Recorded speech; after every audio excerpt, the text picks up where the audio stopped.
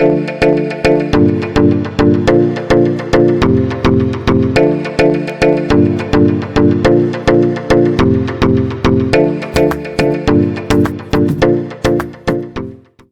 mundo dos leigos, olá, mundo da internet, olá, mundo, sejam todos muito bem-vindos ao nosso canal. Estamos começando mais um podcast Fala Chefe, e para você que está chegando agora, aproveita, já se inscreve no canal, deixa seu like, comenta, porque o programa de hoje está para lá de especial. Vocês já estão vendo umas esculturas aqui, e a gente vai falar com uma mestre das artes marciais, e nós vamos falar com uma mestre do fisiculturismo, minha amiga Cris Pelou. Minha amiga, seja muito bem-vinda, é uma honra ter você aqui conosco. A gente vai falar muito sobre artes marciais, sobre fisiculturismo, sobre futuro, sobre a academia de vocês. Seja muito bem-vinda. Ô, Marcelão, que é isso. Obrigado eu. Oi, galera, boa noite aí. Obrigado você por abrir essa oportunidade para nós, para a academia e para nós também, né? Como profissionais, assim, independentes. Então é um prazer, uma honra enorme estar aqui, cara, de verdade. Perfeito. Vamos. E vamos começar com a pergunta tradicional do nosso programa, que a gente faz para todos os convidados, como tudo começou lá de trás para você chegar nessa profissional exemplar que você é hoje? Cara, é assim, ó. Tentar ser bem breve. A minha história é uma história muito doida. Eu era modelo, comecei a vida como modelo em São Paulo, porque eu sou de São Paulo, eu sou paulista. Na verdade, eu sou caiçara, eu sou de Santos. Legal. E aí, tipo, a minha mãe, na verdade, minha mãe foi pra Santos, passou um final de semana, eu nasci, e daí fiquei lá, meu registro é de lá. Mas assim, desde nova, eu venho da comunidade de São Paulo, da Zona Leste. Então, eu comecei a minha vida como modelo. Uma menina novinha que fui descoberta no shopping, recebi um cartãozinho e comecei a fazer um monte de fotinho e desfile, e assim foi. Tudo começou assim. Fiz vários trabalhos comerciais em São Paulo, de eventos, como modelo, desde tudo que é do meio. Desfiles, naquela época, antigamente, gente, eu tenho 50 anos, então olha só, naquela época, você fazia uns encartezinhos da DeLorean, sim. Você fazia comercial do Mapping, da Riachuelo. Venha correndo o Mapping. Isso, da CIA, você fazia aqueles comerciais que você esperava o comercial no horário nobre da Rede Globo, que era no Fantástico, sim. Passava o fatídico do comercial. Então eu fiz várias coisas dessas. Aí, no meio do caminho, eu comecei a trabalhar no SBT também, como... aí comecei teste de atriz, depois alguns trabalhos do Gugu, naquela época do Domingo Legal. Que legal. Várias pequenas coisinhas. Dali, eu fui fazer algumas pegadinhas com o Ivolanda. Nossa, sério? Sério. Que da hora. Que daí ali você descobre, né? Tipo, o que é pegadinha, o que não é pegadinha, o que é combinado, o que não é combinado. Tem combinado? Tem. Tá. Algumas tem, mas não é tudo. Sim. A grande maioria não é. Mas às vezes o cara descobre um negócio no meio e daí tem que continuar a gravação. E daí não tem muito o que fazer, entendeu? Tipo, mas que legal. É muito bacana como é feito, né? Principalmente quando é feito, por exemplo, quando era feito com o Silvio no palco. Porque daí você vê o nervoso da galera, né? Toda aquela emoção de estar com o cara ali. E aí aquele cara que é um cara comum vira um gigante, né? O cara é enorme na sua frente. Então, dali do SBT, foi aonde eu era ainda lá na Vila Guilherme? Na Vila Guilherme. Lá em São Paulo. Eu pegava o metrô maquiada daquele jeito, tentando tirar o negócio com a cara e todo mundo chorando no metrô. Assim. Você saía do SBT na esquina, tinha uma padaria, não sei se você lembra, sim. Que aquela Vera Verão, ele ia lá, ele saía, todo mundo ficava esperando ele ir lá fora pra poder brincar com ele, porque ele conversava com todo mundo e brincava com todo mundo, enfim, cara. Aquela época eu acho que foi a melhor época do SBT, assim, foi a época que o SBT era diferente. Digamos assim, porque depois que foi já pra lá, já foi diferente. Ali eu acho que é onde começaram a acontecer os grandes problemas, digamos assim, em TV, de modelos, de atrizes, de tudo. Porque a TV você deve saber mais ou menos como que é, não sei, é um mundo lindo. Lindo. Eu entendi. É super. Enfim, cara. Tanto é que daí, quando eu passei por essa fase, aí foi quando eu comecei a me drogar. muito. Me drogar monstruosamente. Usar todo tipo de droga química que você pode imaginar, juro. Eu já cheguei a pesar 47 quilos, 1 quilo da anorexia. Na verdade, quando eu conheci o Jean, eu tava 100.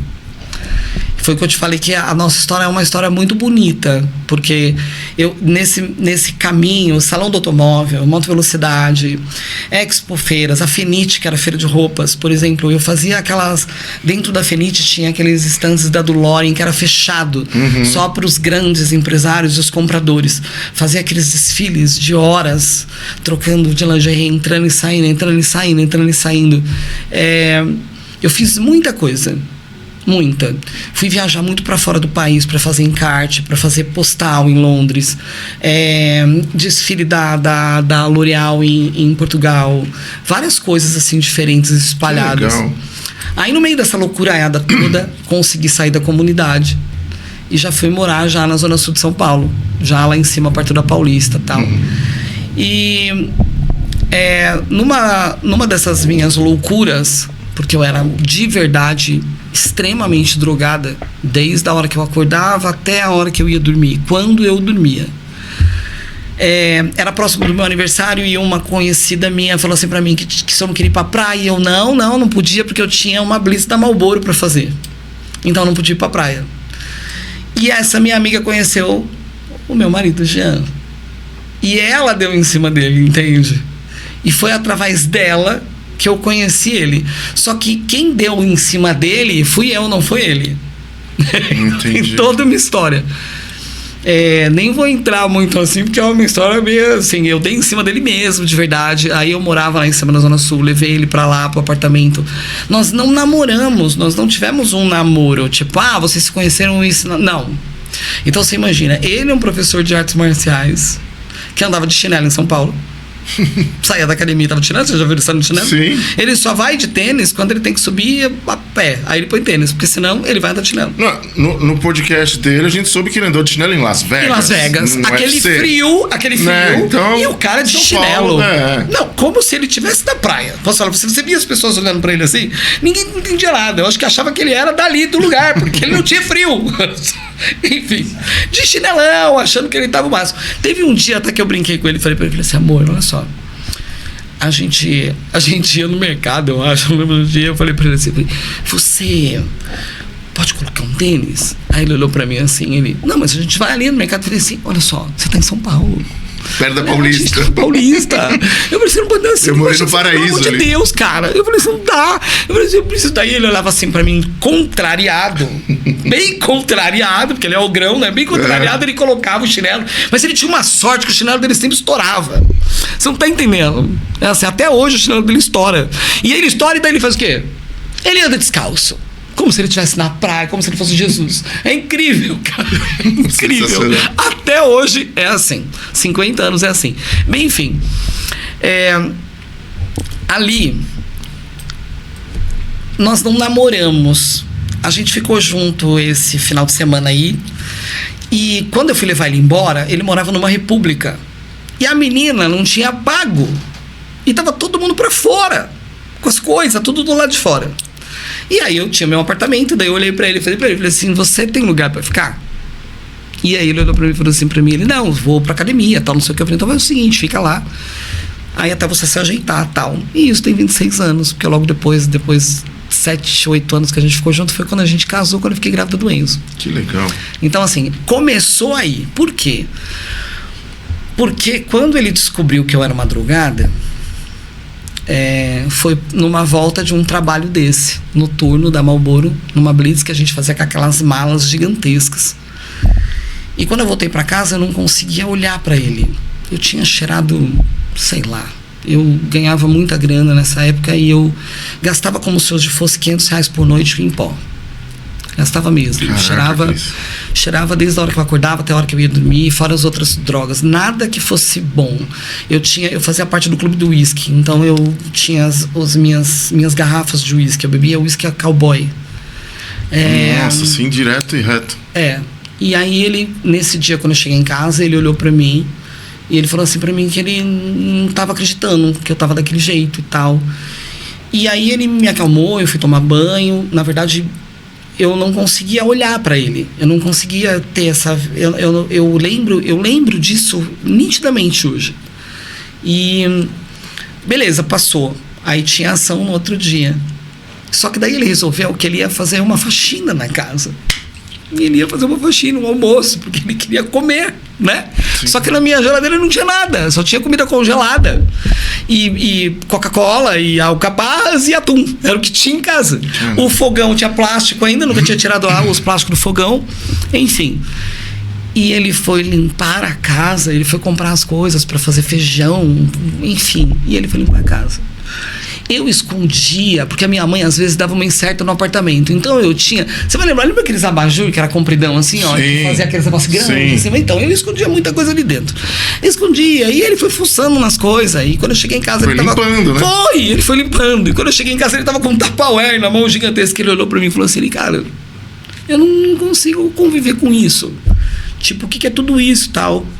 E naquele dia ele olhou pra mim e falou assim pra mim que eu tinha que fazer uma escolha. Tipo, né, ou era ficar ao lado dele, limpa, ou era continuar com aquela vida toda. Mas o que foi mais bacana foi que o pouco de tempo que a gente estava junto, como a gente teve um lance de pele muito forte, a gente se colou. E eu deixei de ser uma drogada a partir daquele momento, porque ele me ajudou. Não que foi legal. Minha família, não foi meus amigos, não foi ninguém. Foi ele que me trancou dentro do apartamento, foi ele que me limpou, foi ele que tirou de mim, foi ele que tirou aquelas más companhias, e ele foi fazendo aquilo gradativamente, bem devagarzinho. A droga cortada de uma vez, mas toda a minha abstinência foi feita muito... Não teve desmame, foi papum, né? Foi uma coisa muito rápida. E aí dali, ele foi esperto, porque ele me levou pra academia. E aí a gente chegou na academia, eu esquelética, pesando 47 quilos, linda, meu modelo, cara, tinha um nariz empinadinho, pá. Cheguei na academia, aí tinha uma moça na minha frente, uma jovem. Eu tinha 25 anos. Você imagina quantas mulheres eu já não vi lindas, né, na TV? Milhares, mas eu tava sempre mal, eu tava sempre drogado, eu olhava pra ela, eu tava dando qualquer uma, dane-se quem ela era. A última coisa que eu fazia era olhar pro corpo dela como eu olho hoje. Sim. Né? Enfim. A frequência era outra, né? Que você tava. Eu tava em outra vibe. Imagina, eu nem olhava pra elas, eu era linda. Elas eram só mais uma pra mim. Entendi. Né? Quando você usa droga, você é o dono do mundo, né? Não existe ninguém na sua frente, a não ser de você, né? Enfim.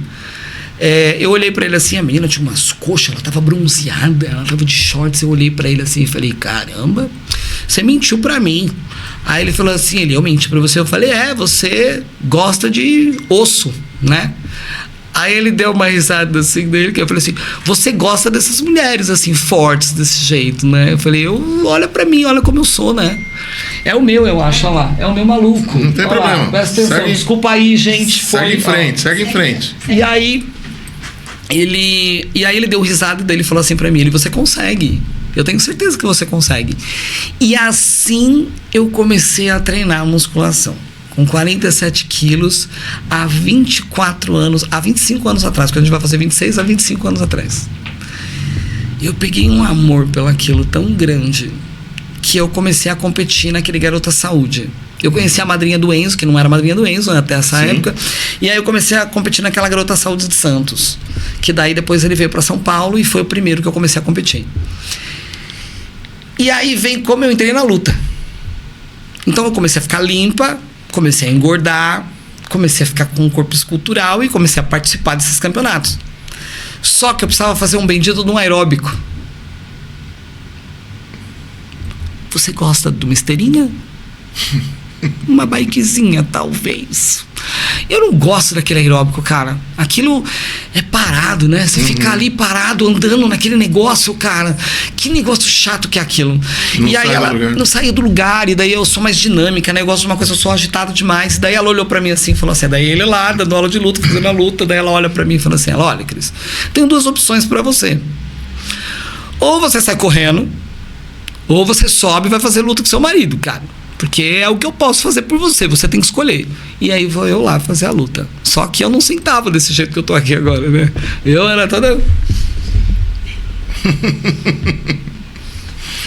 Com o dedinho pra cima, né? Beleza. Cara, comecei a fazer a luta, aquilo dali. Eu dava jab direto assim, ó. Era uma coisa horrível, porque eu era totalmente sem noção, tipo, eu não gostava daquilo. Só que eu fui pegando gosto, e aí tinha uma violinista, cara, porque era kickboxer, aí tinha uma violinista que ela era bem baixinha. Cara, aquela menina, eu apanhei muito daquela menina, cara. Caramba. E aí a gente resolveu, no meio termo disso, a gente resolveu fazer um Karate Kyokushin. E aí, lá no Karate Kyokushin também tinha uma outra, mas ela não era baixinha. Ela já pesava 80 quilos. Caramba.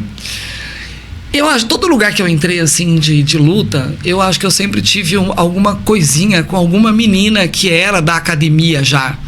Eu não sei se é porque eu sempre me dediquei muito, eu gostava muito, e eu tava sempre muito assíduo, e a gente sempre muito ali dentro. Eu acho que aquilo mexia, né, de alguma forma. E, cara, e foi assim que eu quebrei o nariz, entendeu? Foi assim. Só que daí ali eu comecei a fazer sparrings com algumas pessoas para poder melhorar. Eu acabei servindo de sparring para uma outra atleta. E assim eu fui me graduando. Então eu fui subindo, eu fui indo. No kickboxer eu tive uma fratura exposta no dedão do pé, tive que colocar fio de Kirchner, muito próximo da graduação. Tipo, não era pra ter acontecido, sabe? Tanto é que eu tenho várias fotos de graduação, eu com os dedos todos enrolados, porque eu já quebrei todos os dedos do pé. Todos, sem exceção. Eu tenho um V de Vitória no meu pé, assim, se a gente tiver no tatame eu te mostro. Que eu prendi, mano, na canela. Tipo, a outra que pisou, deu um joelho, quando ela voltou, enfiou pra trás. Coisas assim.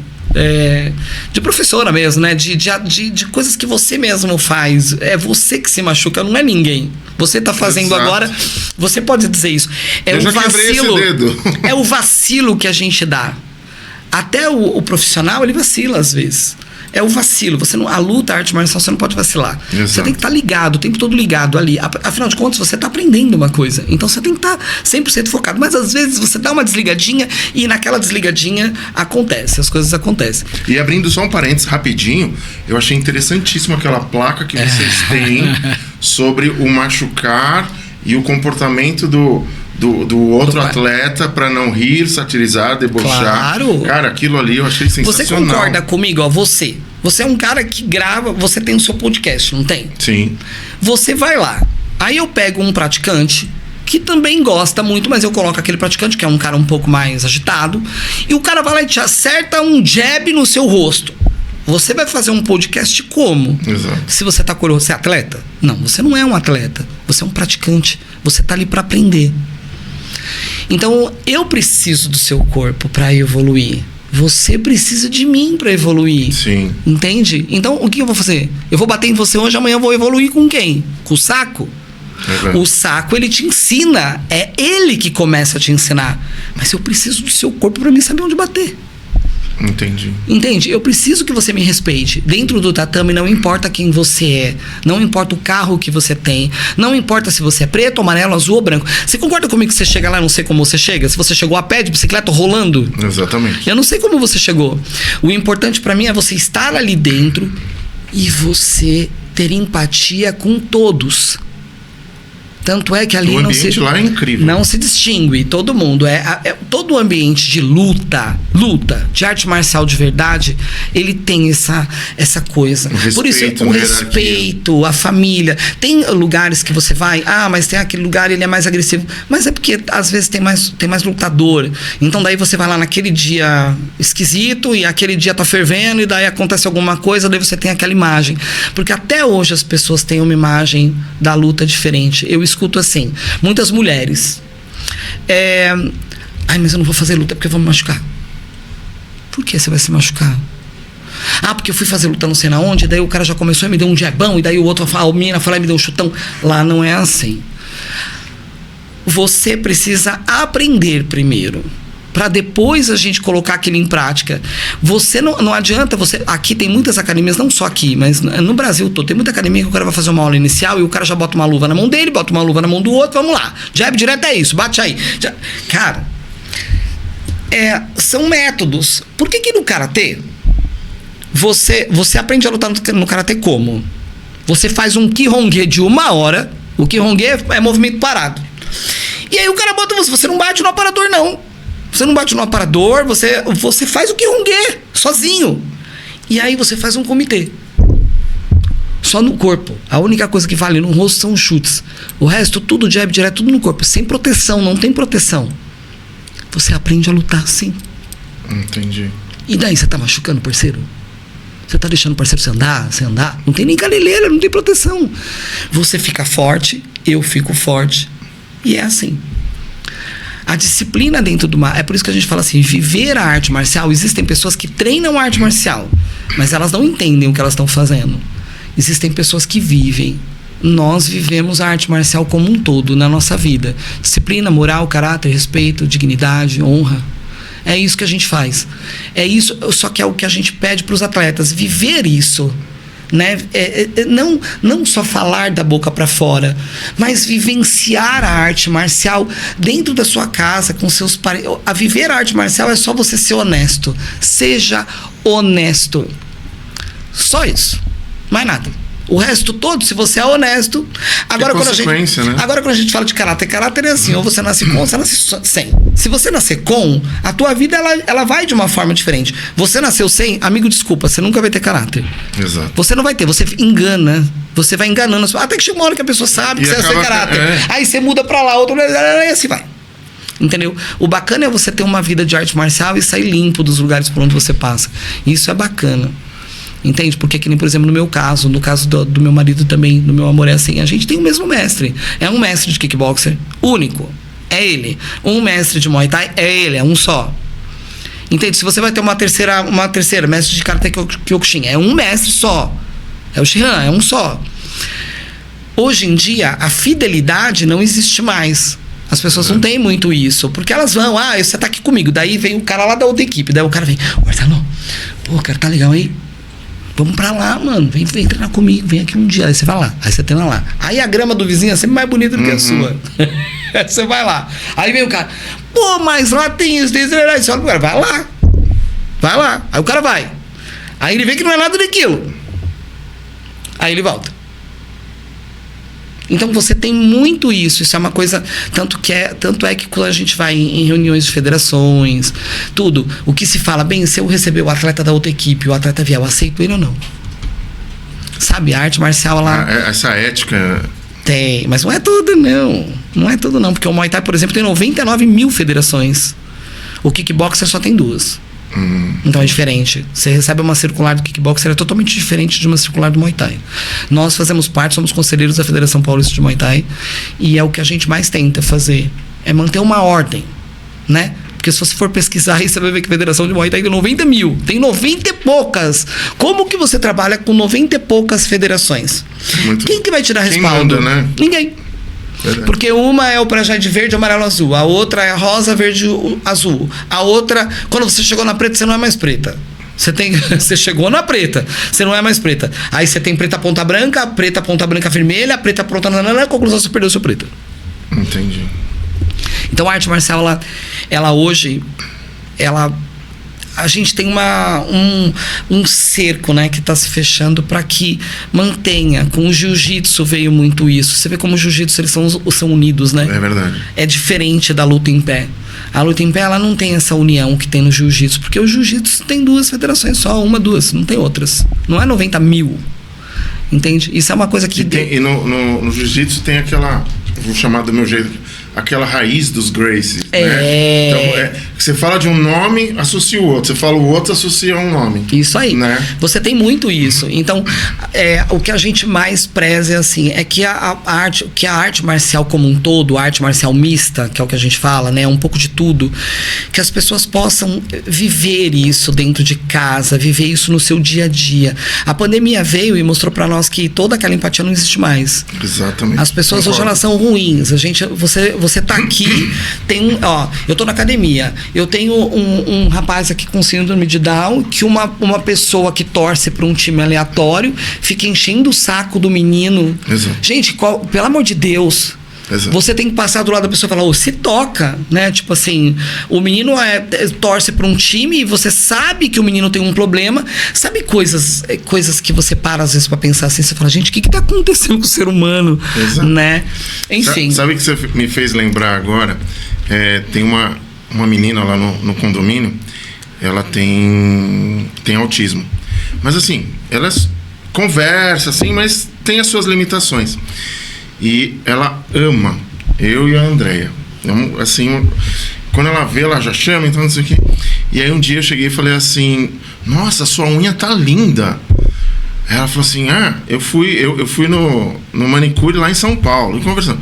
Aí eu falei assim, você faz a minha unha? Você pintaria a minha unha? Ela falou assim, verdade? Eu falei, você pintaria? Sim. Falou, era terça e quinta? Na quinta eu vou trazer um esmalte, você vai pintar, tá bom? Cara, e ela ficou naquela expectativa, eu peguei um esmalte da André, que já tava mais parado, sentei e ela pintou meus 10 dedos. E a alegria daquela criança, né? Criança tem 20 anos, mas é sempre uma criança.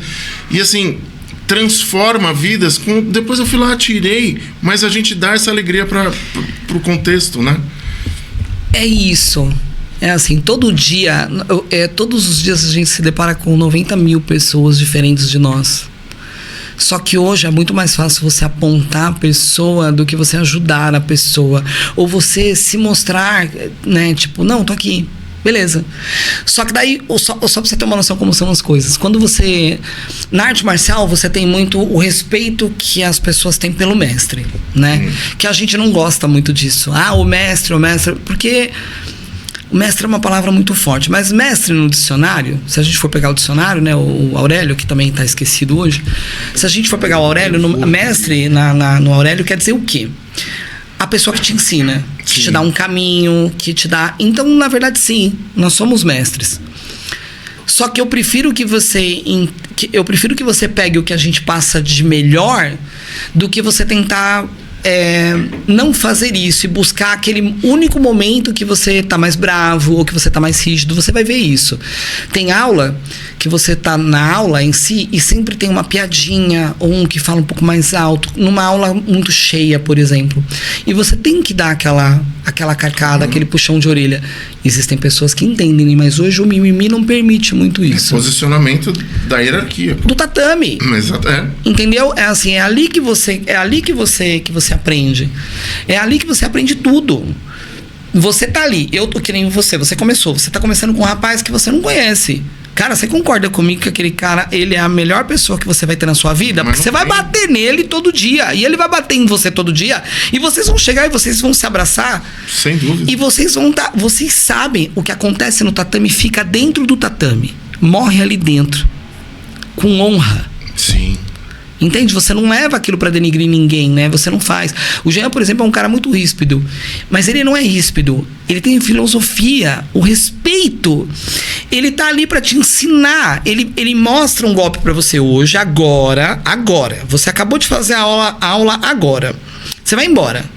Passa 40, 50 minutos, sei lá o quê, ele já joga pra você uma luta no grupo que é pra te mostrar exatamente aquilo que você aprendeu na hora. Aí você chega... isso hoje. Aí você para e fala, caramba, cara, como é que funciona? Aí você vê os alunos. Depois quando ele chega, nossa, BS, mas eu tentei fazer isso, né? Aí vem o cabra da academia, não sei da onde. Aí o cara vem. Aí você vê como é teste de paciência que a gente passa ali dentro às vezes. Aí o cara vem. Eu quero ser lutador. Você quer? Eu quero, beleza. Então, treina aqui. Aí você coloca alguém lá pra treinar. O cara já veio com a caneleira, com o negócio. A gente já recebeu gente que pede pra fazer combate que a pessoa não consegue mandar um jab direto, que você não sabe como que a pessoa tem aquilo tudo ali. Entende? E como a gente tem uma forma diferente de lidar com isso, até com os atletas, é confuso. Porque aí você vai falar pro cara, fala, não, o cara vai lá, vai defender um chute. Pá! Você já viu alguém defendendo um chute na luta assim? Não. Aí o cara vai lá e questiona o mestre. Ele questiona o mestre, cara. E ele questiona no meio de todos os alunos. E você vai lá explicar o cara. Você vai explicando pra ele, olha, amigo, não sei como que ele te ensinou assim. Veja bem, né? Porque você não pode denigrir o professor do cara, concorda? Sim. Então você tem que... Não sei o que foi que ele quis te dizer com isso. Entendeu? Mas olha só, na luta é assim, cara. Você vai ter... Muitas vezes você não vai nem botar essa mão. Você vai só ficar com a mão alta e vai, né, vai segurar o chute. A pessoa continua.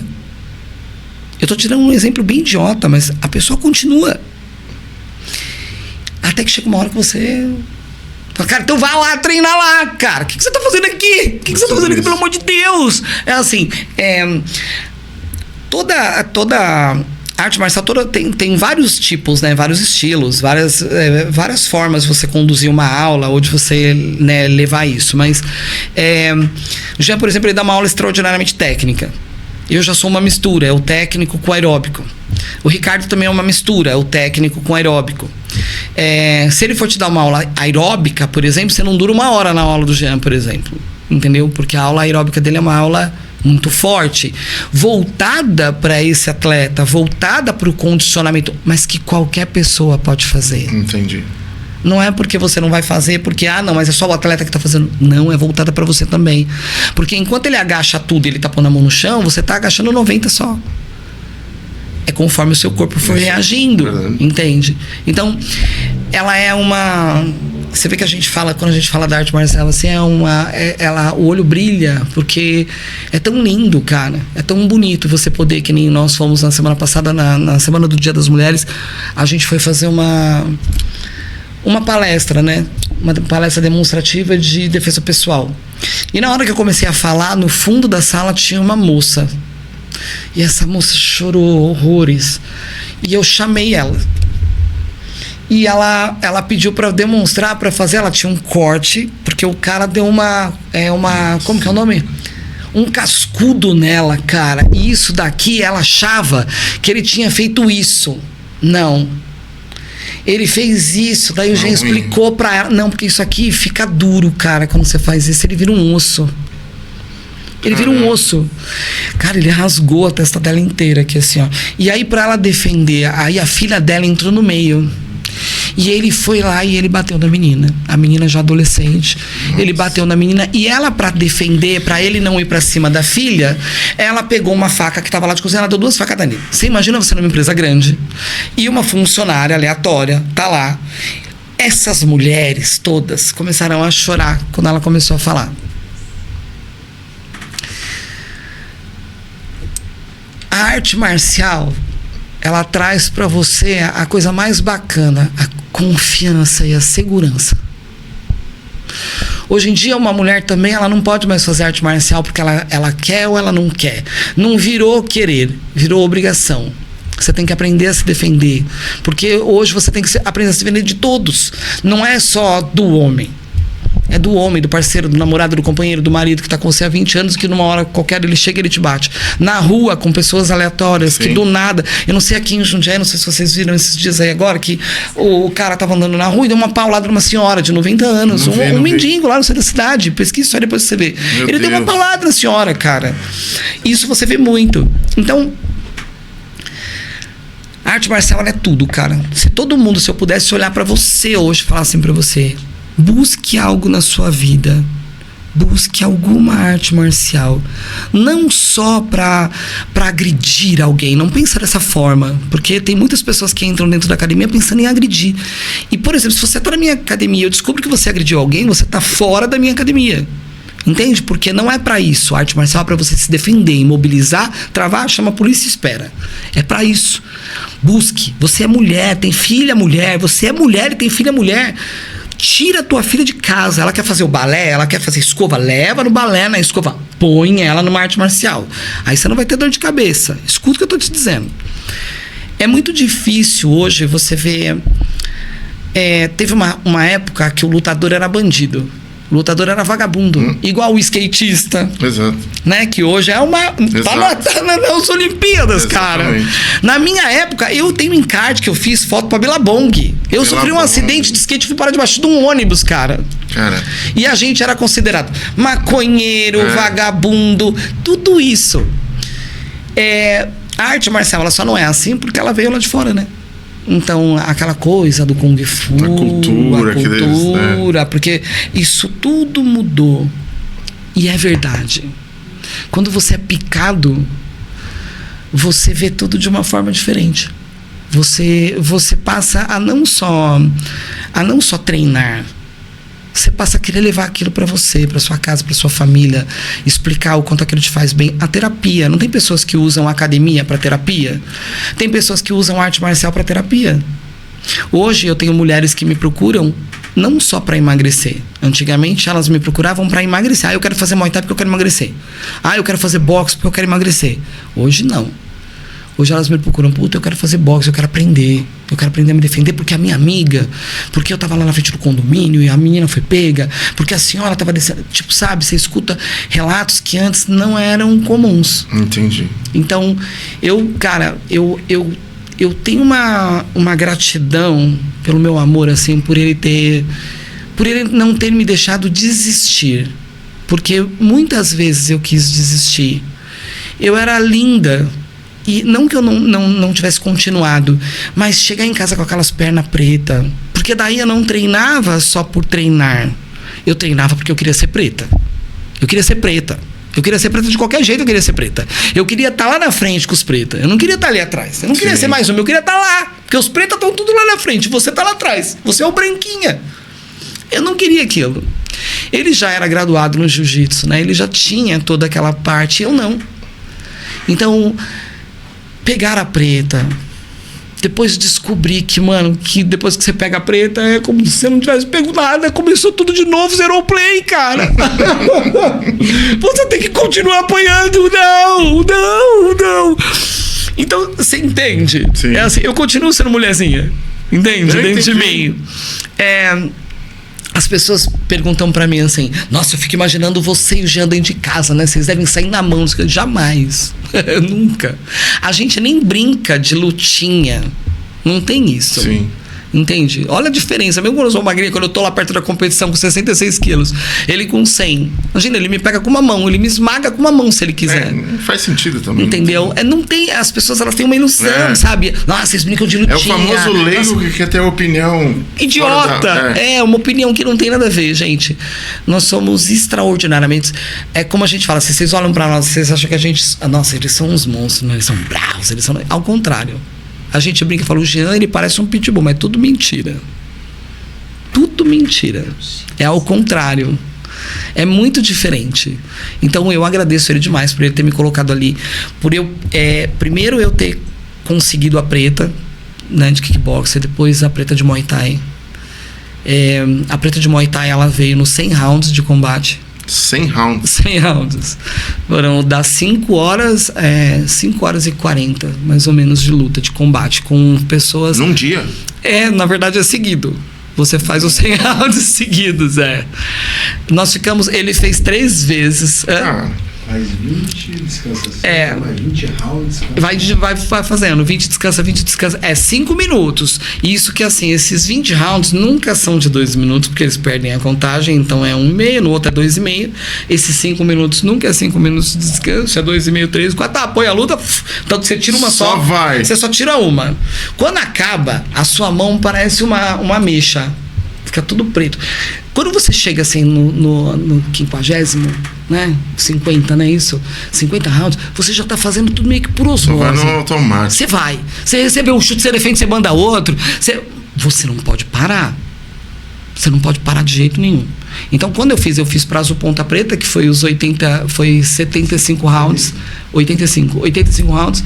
E no ano seguinte eu fiz pra preta os 100 rounds.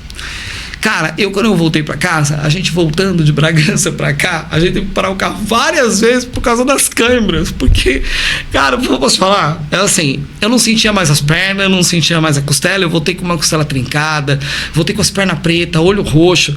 Cara, foi... Mas voltou com a preta. O quê? Lógico, rapaz. Tá lá pendurado lá, você viu lá, tá lá pendurado lá. Opa! Tá lá.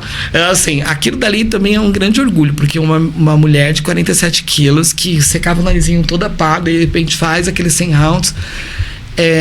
Quando eu voltei, eu olhei pra ele assim, falei assim, olha, mano, você arruma alguém aí pra cobrir minhas aulas aí, porque eu vou ficar um mês, eu quero ficar um mês longe do Muay Thai, eu não quero nem ver Muay Thai na minha frente, eu não quero pisar no tatame, pelo amor de Deus. Eu tava muito machucada. Mas, cara, que felicidade, como você consegue tudo o que você quer se você se propor e você brigar com a sua mente. Sim. Você briga. É o que você falou ali no bastidor, né? Você, a mente... Vocês são três, cara. É você, a sua mente e o seu desejo. São três coisas. Desejar, todo mundo deseja. Verdade. Alcançar é outra coisa. Verdade. Entende? A luta, ela tem muita parte boa, mas também muita parte ruim, né? A grande maioria dos lutadores são pessoas muito sofridas. A grande maioria deles. Então eles já trazem uma carga muito grande. Já. E daí lidar com tudo isso Aí eu posso falar pra você, um outro podcast pra gente falar de lidar com atleta, porque atleta você nunca sabe quem você vai ter, você nunca sabe como você vai conduzir, você nunca sabe como ele vai responder, enfim. É confuso. Daí depois peguei a preta. E, cara, a gente começou a tocar a equipe, e aí a gente veio pra cá, porque a gente é de São Paulo.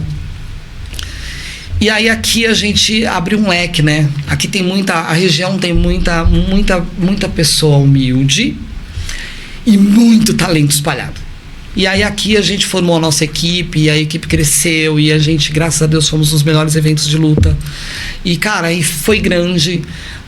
Tivemos a nossa passagem pelo UFC, que foi incrível também. E aí quando nós voltamos do UFC... e naquele momento, assim, a gente teve um momento que o atleta foi para uma outra equipe e ali acabou a nossa parceria. Cara, eu precisava buscar algo diferente para mim. Porque você vive o sonho da pessoa. Entendi. Por exemplo, eu vou te dar um exemplo. Você é um praticante, mas você chegou ali e você chegou falando para nós o que você gostaria de ter, o que você teve lá atrás. Sim. E o que você gostaria. Você trouxe um sonho, você trouxe para nós, como que a gente pode falar assim em palavras? Fugiu assim, você trouxe um desafio para mim, cara. Eu quero ver você emagrecer mais, eu quero ver você lutar, eu quero ver você fazendo um corpo a corpo, olhando meio suado, com o caldo lá. Caramba, mano, tô cansado, tô morto. Mas é isso, como a gente vê tantos ali dentro. Cara, você trouxe isso para mim. E eu vou viver isso com você. Amém. Então, o fisiculturismo é assim, ó. Lá atrás, quando ele me enfiou na academia, eu já fazia o Garota Saúde, concorda? Sim. Eu queria muito ser uma fisiculturista. Só que eu não queria tomar as drogas todas. Cara, olha só que interessante do conceito antagônico. O nome do quadro era Garota Saúde. E dentro de você não tinha nada saudável. Nada. É totalmente antagônico, nada. Né? Totalmente, nada. Eu conto isso para as pessoas. Quem me conhece muito e conhece ele, hoje fala, nossa, Jean, nem sei o que você fez com ela. Como que você tirou, como que ele me tirou daquilo. Eu tinha tido 3, 4 overdoses. Uma delas eu fiquei 4 dias na UTI.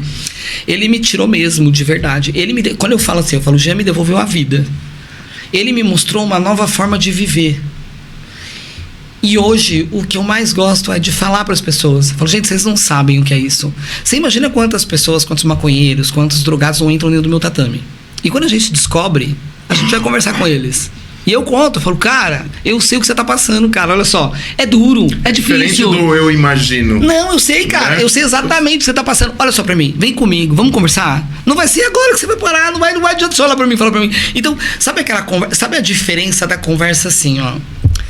Você precisa parar, você tem que parar, corta tudo. Cara, eu sei exatamente o que você tá passando. Você vai passar por isso. Você tá passando já.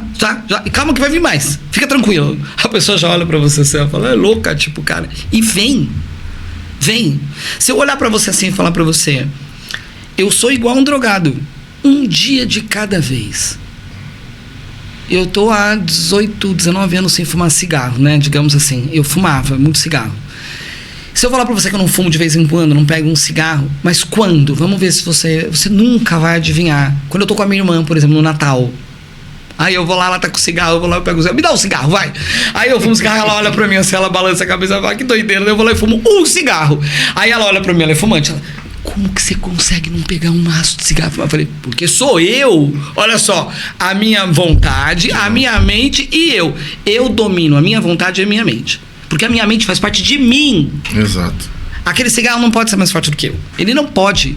Porque se ele for mais forte do que eu, o que eu tô fazendo aqui, cara? Eu sou uma porcaria. Fato. Entendeu? Então, enfim. Dali eu comecei com fisiculturismo. Só que eu não queria. Ali a gente conheceu uma moça chamada Patrícia Mello, que era campeã. Eu não lembro se ela era campeã mundial. Você lembra?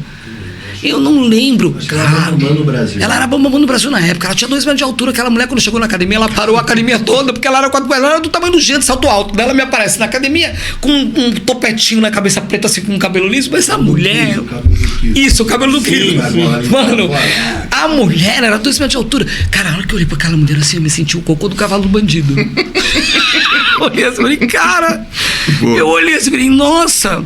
Aí, no primeiro congresso que teve de arbitragem, de fisiculturismo, não sei o que, eu apareço, inclusive, na revista, que tinha revista, lembra essa revista? Sim, sim. Eu apareço lá porque eu era uma bactéria lá fazendo as poses, tentando fazer as poses, gente. Isso, da FEPLAN. Cara, daí ela me trouxe nessa época ela trouxe um monte de coisa que tinha que fazer. E eu fiquei com medo na época. E aí a gente deixou passar. E aí entrou o negócio das pretas, de fazer os exames para preta. E o desejo da gente era dar aula. Eu tinha desejo de dar aula para criança. Era o meu desejo. Que depois de já mais velho eu descobri que eu não tenho essa vocação. Eu não tenho essa vocação, cara. Eu tenho que ser honesto, Eu não tenho essa vocação para dar aula para criança. Porque você põe a criança ali, você tá toda... Ainda mais as de hoje. Ah, não dá. Eu já tive criança que olhou para mim e falou para mim, meu pai que paga, eu não vou fazer. Eu falei, então fica aí. Fica aí agora. Eu olhei para ele e falei assim, olha, amor, toda a minha vida eu desejei dar aula para criança, mas eu acho que eu não posso fazer isso porque eu acho que eu vou ter um problema. Entendeu? Eu fui honesta e sincera, porque é verdade. E ele tem uma paciência que não é a paciência, é aquilo que eu falei pra você. É a técnica. É o jeito, porque eu assim, ó, eu nunca tive nenhum treinador que olhou pra mim e falou pra mim, boa, parabéns, nossa, que massa, que lindo. Nem meu coach é assim. Nem eu, quando ele me dá um elogio, nem eu acredito. Eu falo, meu Deus do céu, eu vou até gravar. Vou lá em favorito, que é pra mim saber que tem um elogio ali. Ele é um Bernardinho, né? Por aí. Tá, nossa, você viu? Tá ótimo. Tá bom, mais ou menos. Ele vai chegar. Né? Você quer, né? Você quer ouvir alguma coisa. Mas o Jean também nunca teve isso, cara. A gente nunca teve isso. Você concorda comigo que se você nunca teve, você não vai fazer? Exato. Então a gente é meio grosseiro, sabe? Se você olhar assim pra mim e falar assim pra mim, mas eu não vou treinar hoje porque eu bati ontem e aí me deu uma dorzinha aqui, não sei o que. Eu falei, que braço que foi? Braço direito. Eu falei, mas cara, você tem um braço esquerdo, você tem 2 pernas, cara. Você só machucou o braço direito. Então olha só pra mim, trata de levantar e trata de vir treinar, cara. Isso não é desculpa pra você. É velho. Tudo isso que eu falei pra você, eu falei, eu acho que eu absorvi essa frase, tá? Cara, porque é verdade. Você tá com uma coisa machucada, mas você tem o corpo todo. Eu mandei o joelho e me deu uma dor aqui embaixo, eu tô com o negócio. Tá, então vamos fazer boxe. Se você para, você perdeu tudo aquilo que você tá conquistando dia a dia. Exato. Todo dia um pouquinho. Você vai parar porque te deu uma dorzinha? Não. Então, tanto a luta quanto o fisiculturismo trabalha muito com dor. Você tem que esquecer a sua dor, amigo. Porque você treina de alto nível, então, vive o tempo inteiro, né? Atleta de alto nível, ele não tem saúde, né? Eu não sei quem foi que disse, eu não sei quem é essa anta que falou que o atleta ele é saudável. Não, nenhum atleta é saudável. Porque a gente leva o corpo no limite de tudo. Eu vejo, às vezes, aquele pessoal da ginástica olímpica, o tempo inteiro ali. Repetição de movimento, repetição. Você já viu as mãos? Hoje eu aprendi uma parada sobre repetição incrível que me falaram, né? Hoje eu aprendi repetição, né? E aí eu associei isso. Cara, você vê um atleta do atletismo, por exemplo, ele tem cortes na mão que o cara vai lá, o cara pega aquele negocinho branco pó e ele passa e não adianta. Não adianta. A dor no esporte, ela é sua companheira e você tem que aprender a lidar ela como sua parceira. Há um tempo atrás, eu falava muito de dor. Todo dia eu acordava, acho que eu falava de dor. Nossa, tô com dor aqui, tô com dor aqui, tô com dor aqui, tô com dor. Aí um dia, o meu amor olhou pra mim e falou assim pra mim, quanto mais você fala da dor, meu amor, mais ela vai estar aí com você. Para de falar um pouco dela. E ele falou isso pra mim mais de uma vez. Não foi uma vez só. que o seu sobrenome... O meu sobrenome era dor. E é isso. Eu treino todos os dias com muita dor. Eu tenho uma lesão na coluna e uma lesão na cervical, que o meu médico, Dr. Marcos Gregorini, ele foi que me tirou do Muay Thai de fazer combate, porque eu tenho uma lesão, o meu pescoço é preso por um fio. E vários médicos tentaram me aposentar. E eu mostrei pra ele que, com o fisiculturismo, agachando com 300 quilos, que você pode ter um problema. Marcelo, eu posso ter um problema. Posso falar pra você? Não vai ser agora. Eu conheço meu corpo, eu sei exatamente o que ele pode e o que ele não pode fazer. Eu fui no médico, porque eu tenho... Na verdade, eu teria que fazer uma cirurgia com contagem discal. Eu tenho que colocar um pino dentro de cada desde cima, desde a S1. Na verdade, no pescoço é um corte lateral que bota uma placa para poder segurar, e daí começa lá de cima, faz a contagem, estica, bota na máquina e vai colocando os pinos. E eu falei para ele, doutor, sabe quando que eu vou fazer isso? Quando eu estiver na cadeira de roda, porque antes disso eu não vou fazer. E aí ele brincou comigo, ele falou assim pra mim, mas daí você vai estar na cadeira de roda pra fazer? Eu falei, doutor, na cadeira de roda eu posso dar aula de boxe. Eu posso fazer qualquer coisa. Não tá entendendo? Eu já vivi, cara. Olha só, eu tenho 50 anos. Eu já vivi. Eu já tive momentos muito ruins. Eu vim de uma comunidade, cara, da Zona Leste de toque de recolher, porque os caras lá do São Miguel tá pegando todo mundo e tá batendo no negócio. Então, olha só. Aí você vive uma vida de drogado com um marido maravilhoso. Cara, eu tenho uma vida... Eu não reclamo de nada, porque eu sou casada com o homem. Entende? Eu não sou casada com qualquer pessoa. Eu não tenho na minha casa qualquer pessoa. Da outra vez que eu vim aqui, você olhou pra mim e falou assim pra mim que ele me amava demais. E eu falei pra você, você nem imagina o que é a nossa vida. Não existe nada após nós. Porque quando a gente não existe, não vai existir mais nada, cara. É assim que é. Gostei dessa frase. Quando não existir mais nós, não vai existir mais nada. Porque nós somos tudo o que a gente planejou. Nós somos todos os sonhos que um tinha e o outro tinha. Então eu primeiro fiquei do lado dele com o sonho do UFC, e hoje ele tá aqui do meu lado com o meu sonho, que é buscar o meu Procard no Chile no final do ano. É fácil? Não. Eu abdiquei anos, ele não tá abdicando, porque eu tô do lado dele. Então a gente tá ali, no paralelo. Mas imagina assim, no paralelo, como não é difícil. Você leva um atleta pra lutar, tem que ir num campeonato. Sim. Tem que guardar dinheiro, porque cada troféuzinho desse aqui, 5 mil de competição fica lá. Pelo menos. No dia. Só no dia da competição. Você tem os 6 meses que antecedem isso. Sem patrocínio. Sem ninguém pra te ajudar. Quando eu vou bater na porta de alguém, a pessoa fala assim pra mim: nossa, acompanhei sua página. Você viu lá que eu tenho bastante seguidor. Eu acompanhei sua... Tô esperando você ganhar o Procard. Ou tô esperando você ganhar um overall. Aí você vai lá tentar o overall.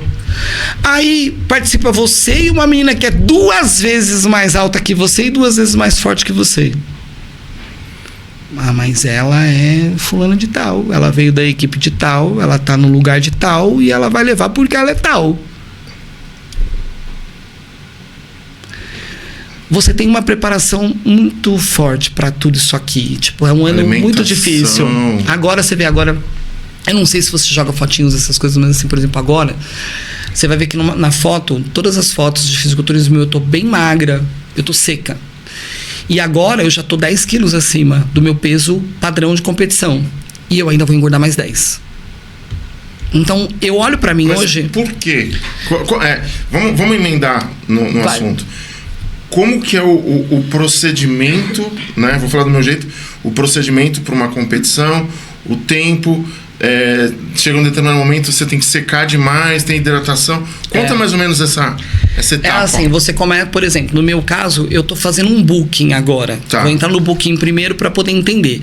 O booking, você come muito. Eu como 500 gramas de arroz por refeição. Caramba. Só pra você ter uma noção. É uma... O Jean brinca comigo agora que ele fala assim pra mim que eu tenho que comer no pote de sorvete que é melhor. Você já não come mais de garfo, você come de colher. Porque você não consegue comer mais. Aí você tem que fazer 4 refeições. Mais o café da manhã. É 2 quilos de arroz por dia. Você tá cheia, inchada. Pra quê? Você come muito para construir o músculo. Sabe aquela coisa assim, ó? Ah, o anabolizante, você tomou o anabolizante e o anabolizante fez você ficar grande. Sim, ele vai te ajudar. Cara, ele vai te ajudar. Só que ele não é o processo. Não é ele que vai te dar essa massa muscular, entende? Quem vai te dar essa massa muscular é o que você come, 70% é o que você come e o que você treina. Aí 10% é o seu sono, 20% é o anabolizante. E dependendo do anabolizante, ele em vez de dar pra você o efeito que deveria, ele traz você pra trás. Já começa assim. Pra competir, que nem então agora. No final do ano eu competi. Na minha primeira competição, eu competi com 57 quilos. Olha só, eu tava com 80. Caraca. 57 quilos. A segunda competição eu já fui pra 63. A terceira, já também com 63. E a quarta com 66. A balança não baixava, eu não conseguia tirar. E ali a gente falou, daí ele pegou e falou assim pra mim. Então mas desculpa te cortar. É que nem no UFC tem categorias de peso? Tem categoria. Aí você tem que mudar de categoria. Que nem, por exemplo, no meu caso, eu sou atleta figure. A figure, ela é a divisão entre o fitness e o bodybuilding. O fitness, que é as mais delicadinhas, tal, e o bodybuilding. Nós abrimos todos os eventos de fisiculturismo. A primeira pessoa a entrar somos nós. A gente abre. Entendi. Por quê? Porque a figure, ela tem que ser uma mulher. Ela tem que ser feminina. E aí, na hora que ela abre, ela fecha, ela continua feminina. Que legal. É assim, a hora que você abre, você é uma naja. A hora que você fecha, você tá musculosa, mas você tá feminina. Você legal. não pode ser masculina, você não pode ser virilizada, digamos assim. Entendi. Você não pode. Então você concorda comigo que é assim, ó. Essa semana mesmo teve uma atleta aí que ganhou, semana passada, muito virilizada, que tá na rede. Muita gente falando dela. Existem mulheres que virilizam porque tomam mesmo muita testosterona e tal. E daí não é só tomar, você tem aquele lance de genética. Tem mulheres que elas já tomam, elas já têm problema de calvície, tem problema de pelo, tem problema de... É natural, gente, faz parte do esporte. O que não faz parte do esporte é o exagero. Esse não faz parte do esporte. Mas é por isso que a gente diz assim, todo mundo toma, que a gente chama, o nome hoje é o suco, né? Todo mundo toma um suquinho. Todo mundo toma. O X da questão é você controlar. Antigamente existia muito preconceito com isso, porque as pessoas, elas simplesmente tomavam. Hoje não. Hoje você vê que a pessoa, ela vai ao médico, no endócrino. O endócrino tem a porcentagem correta. Hoje tem aquele chip da beleza que a mulherada de 40, 50 anos usa. O que tem lá dentro? Testosterona, oxandrolona, em doses pequenas, mas que hoje já foi comprovado que ajuda. Ajuda. Estímulo, né? Sim, você vê quantos idosos hoje estão bem, estão andando. Por quê? Porque toma creatina. Não é um anabolizante, mas é uma suplementação que durante anos foi massacrada. E que hoje graças a Deus, a tecnologia, o estudo, né? Você pode pegar tudo isso e usar a seu favor. Então, não necessariamente você precisa virilizar. Entendi. Entendeu? Tudo é um procedimento. Então, você começa assim, que nem agora. Então, agora eu tô comendo muito para no final do ano, em julho, a gente começa o processo de secar. Então, é assim. Primeiro você come a casa. Come. Passa mal pra caramba, porque a comida vai te dando colesterol, você vai ficando cheia, as roupas não servem. Você soa. Posso falar uma coisa, você é horrível, porque é muita comida, né? Eu vou falar agora pros outros que eu não engordei, eu fiz booking. Você fez booking? Eu adorei. Você engorda. Eu sou elitizado agora. A gente costuma dizer o seguinte, ó. Você quer ter glúteo? Quer ficar aquelas mulheres com aquele glúteo avantajado? Você vai ter uma barriguinha. A não ser que você faça liposupressão, né? Uhum. Mas você quer ter uma barriga chapada, você não vai ter aquele glúteo avantajado, porque glúteo é gordura, certo? Então, mais ou menos, pra você poder entender, a figure, ela tem que ter o dorsal largo e o glúteo tem que ser um coração, não é uma bola, ele é redondo, sabe? Ele não pode ser aquele glúteo avantajado, porque ela tem que ser, igual, é tudo muito, né? Assim, o fisiculturismo também... construção, né? Então, por exemplo, agora... tentando buscar o Procard. Eu tenho 3 competições no final do ano. Nós não sabemos se nós vamos nas 3 ou se nós vamos em 2. Por exemplo, aqui eu tenho a nacional. Para mim participar da nacional, eu tenho que participar de uma regional, por exemplo. Tá bom? Então aqui é a nacional e aqui é a regional. Para mim participar dessa, eu tenho que participar dessa aqui. Aqui é onde eu consigo o Procard. No final do ano, em dezembro. Entendi. Entendeu? Aqui. Quando você participa do evento, o árbitro, ele dá para você um feedback. Então, por exemplo, terminou o evento, você vai lá, chama o árbitro, né? E aí, cara, me explica. O árbitro normalmente daqui é o mesmo árbitro do Arnold. É o árbitro do Nacional, é o árbitro do Arnold. Aí você vai lá perguntar pra ele, né? Tipo, o que precisa? Preciso melhorar o quê? Você precisa melhorar aqui, aqui, aqui. Você precisa melhorar aqui, você precisa melhorar aqui, aqui. Nem sempre é dessa forma, porque depende muito da visão do árbitro, né? Depende muito da forma com que ele olha naquele dia. Então, por exemplo, às vezes você tá em 5 atletas iguaizinhas, o mesmo shape, o mesmo tipo de corpo. Aí chega uma 4x4, ela leva. Entendi. Não deveria ser assim, mas ela leva, porque ela destacou, não tem muito o que fazer. No Chile, você tem a oportunidade de pegar o Procard de uma maneira diferente, porque primeiro, segundo e terceiro lugar leva. Tá. Quando você participa de vários campeonatos, você ganha em primeiro lugar, o que dá o gostinho você sente a vontade de estar lá. Porque aqui no Brasil, você tem tudo e não tem nada. Entende? O atleta, ele muitas vezes ele morre na praia. O fisiculturismo é um esporte muito caro. Muito caro. Tem pessoas que chegam a gastar 24, 25 mil por competição. Nossa. É verdade. E não sai do bolso do patrocínio.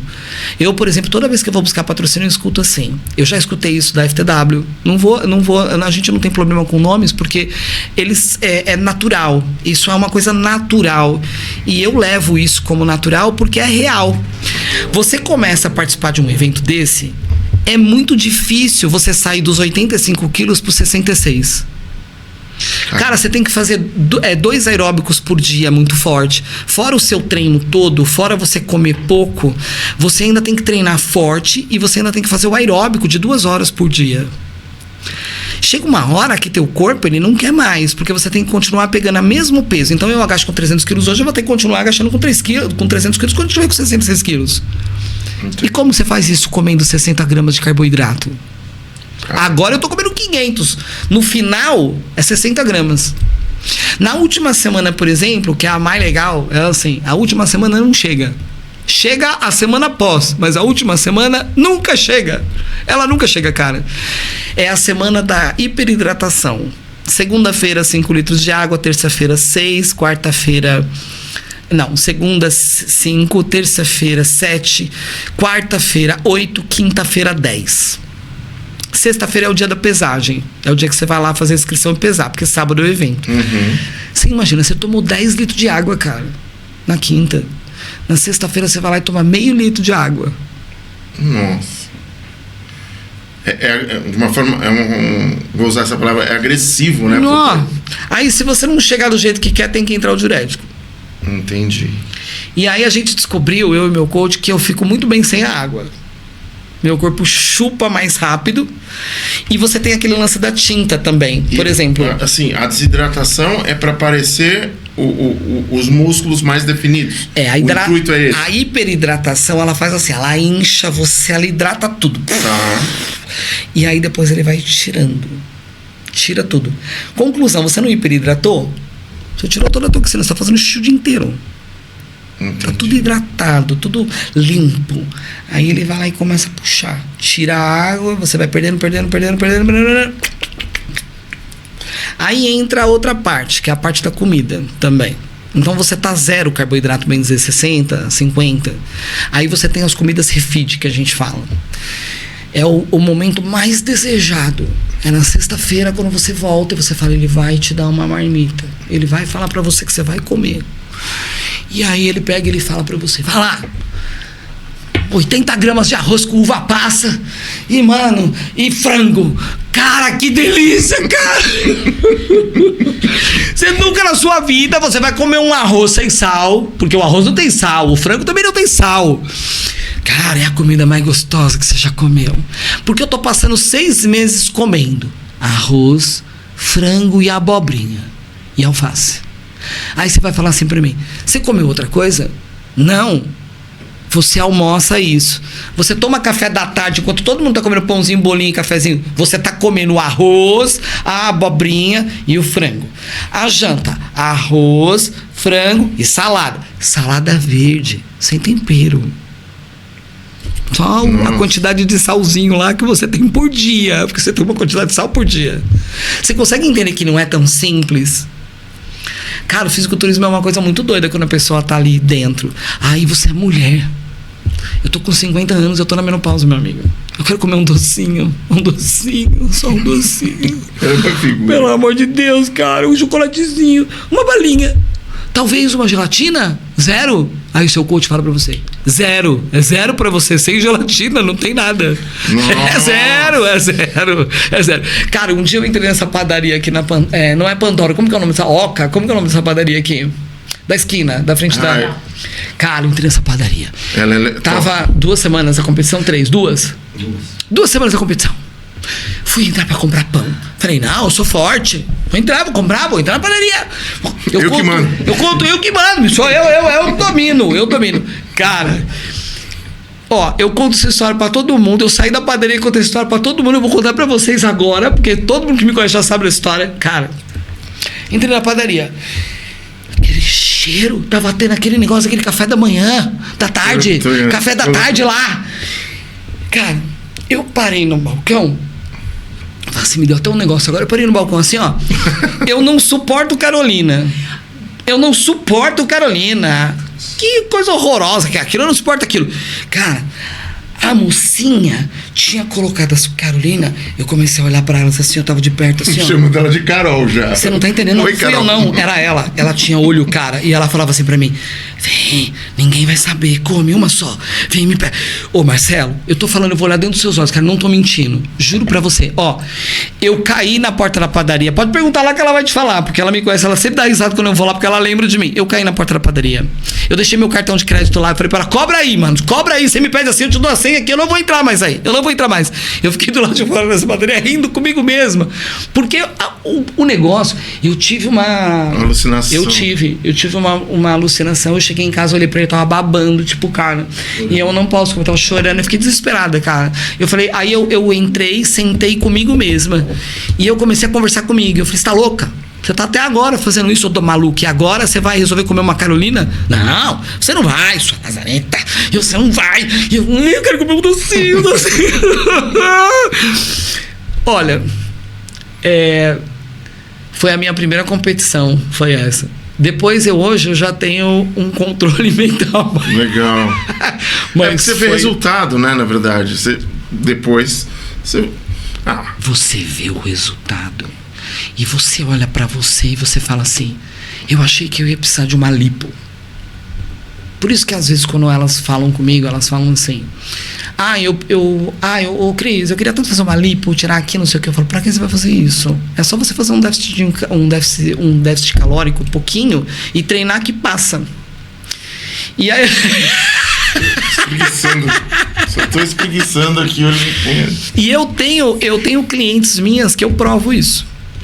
Clientes que queriam fazer plástica, que estavam com o dinheiro na mão e que hoje, posso falar pra você, eu brinco com elas que eu falo que eu quero fazer umas marcas d'água, sabe? Porque tem umas coxas, umas bundas andando na cidade que me pertencem. Essas bundas me pertencem, cara. Eu tenho um marido que olha pra mim e fala assim pra mim, fala: olha, quando a fulana não quiser vir treinar mais, você me avisa que eu pago. Eu pago pra ela vir treinar. Eu falo: é porque eu faço, mas quem usa é você. É assim, é muito bacana. Mas é muito legal aquilo que você falou. O que você falou é correto. Assim, você vê que você chegou. Aí você começa a ver suas veias, cara. Você vê que você tá seco. Aí você vai fazer um exame e você vê lá 6, 7% de gordura. Eu competi nessa de rosa com quase 4% de gordura.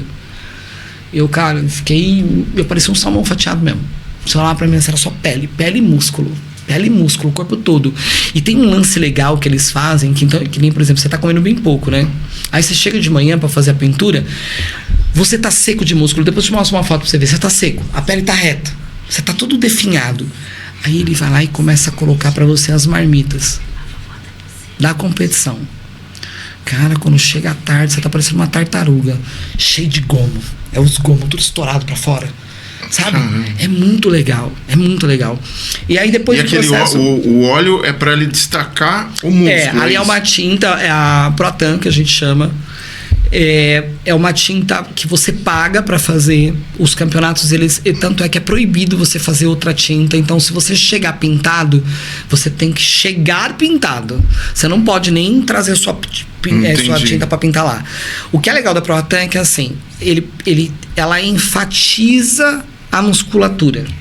Ela foi feita para isso. Ela te dá um alto bronzeamento, porque aquilo é um jato. É um jato de bronzeamento. Só que é um jato de bronzeamento daqueles mais fortes. Então, é que você tem que esperar. Você fica 1 hora, mais ou menos 40 minutos lá atrás. Uma coisa que eu acho muito legal da NPC, que é a federação que eu faço parte, que é internacional, que é a única que te dá o lugar para você ir pro Olímpia mesmo, é a NPC. O que eu acho muito legal deles é que eles separam esses boxes. Na primeira competição que nós fomos, não era tudo junto. Então era homem, mulher, você chega, você bota o tapa-sexo, e aí tem aquela coisa da rede social, tem mulher que gosta de fazer esse filme, essa foto que não dá pra entender. Tipo, é um momento muito delicado que você tá ali. O tapa-sexo é uma coisa, é um papel, então só cobre o bico do seio e a parte de baixo.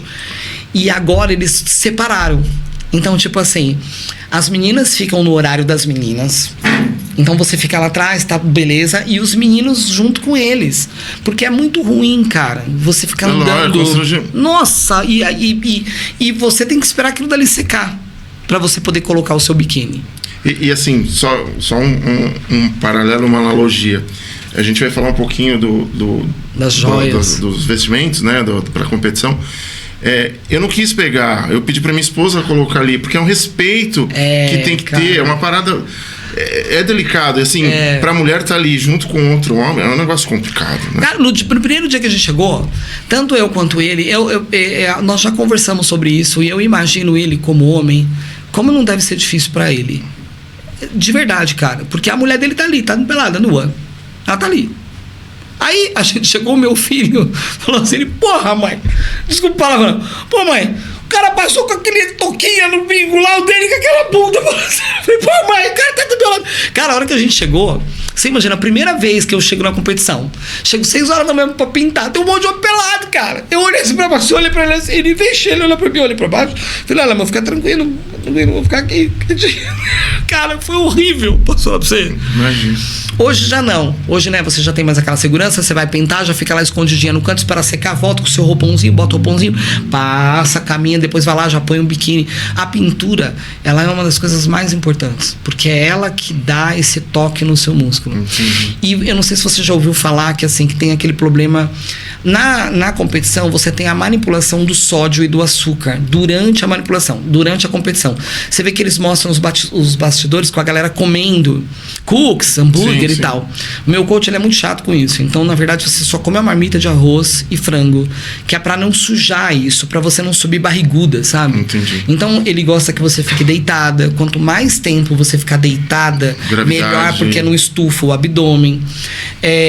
A manipulação do sódio, as pernas têm que ficar pra cima, elas não podem ficar pra baixo. Então, você deita e você tem que subir as pernas. Entendi. A manipulação do sódio, por exemplo, batata Pringles com mel. Já comeu? Nossa, deve ser bom. É uma delícia. Aí você tá não sei quanto tempo sem comer açúcar, o cara te bota uma batata Pringles com mel, olha, é uma delícia, cara. Você pira, você fala, dá o mel aí que eu vou colocar lá. Você quer enfiar o mel na boca. Isso faz, se você errar, você soa. Se você soa, a tinta escorre. Foi o que aconteceu com o Ramon Dias, né? Ali ele teve um problema com aquele cookies lá que ele comeu. O que dá dó do Ramon foi ver ele chorando lá dentro do banheiro, porque a culpa não foi dele. Aí é que é o X da questão. E não foi dele, não foi da equipe, foi um conjunto. A manipulação do que você come. Então, às vezes, é melhor você não comer. Tanto é que depois do último ele não comeu nada. Sim. E ele não suou. Aprendizado, Você aprende. Que nem... Não, e o duro é você perder e ter que voltar o ano que vem. Todo. Você perdeu o ano inteiro. Você tem que fazer tudo de novo. Porque ele não pode manter aquele shape. Você não consegue manter aquele shape o ano todo. Sim. Então ele tem que parar fazer todo o processo. E fazer isso aqui agora. Tudo de novo. Isso é o problema. Que nem, por exemplo, você não pode passar desodorante 1 semana. Caraca, olha isso. E daí, tipo, por quê? Porque você, quando pinta, tem uma reação, fica verde. Então o sovaco fica verde. Nossa. Entendeu? Começa a ser o Hulk. Só que você imagina o cheiro. Caraca. É uma delícia. Tem muitas pessoas não tem, né? Mas uma grande maioria tem. Claro. E aí mas tudo isso eu acho bacana contar, porque as pessoas não imaginam isso. Exato. Aí você vê aquelas mulheres lindas, aí uma olha pra outra, e aí? Como que tá? Aí você, tá bom. Tá bom ainda, tá? Ela, nossa, mano, eu não vejo ela sair daqui tomar um banho, cara. Você se sente... parece que a gente tá todo mundo lindo, né? Mas você fica, tanto é que o último post meu da competição dessa última, eu tô falando, gente, quando você não consegue controlar a sua ansiedade, eu tô deitado assim, e aí o seu sovaco fica assim, eu tô com 2 papéis no sovaco, assim, deitada, pintada, assim, ó, paralisada, respirando, tentando acalmar pro sovaco não suar. Aí o que foi que eu fiz? A burra, porque é limpa, né? Pessoa limpa demais, louca.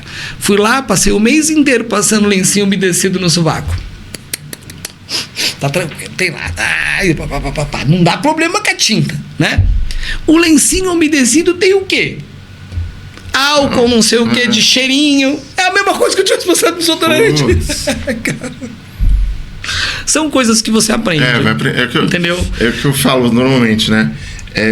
A segunda vez é erro, a primeira é aprendizado.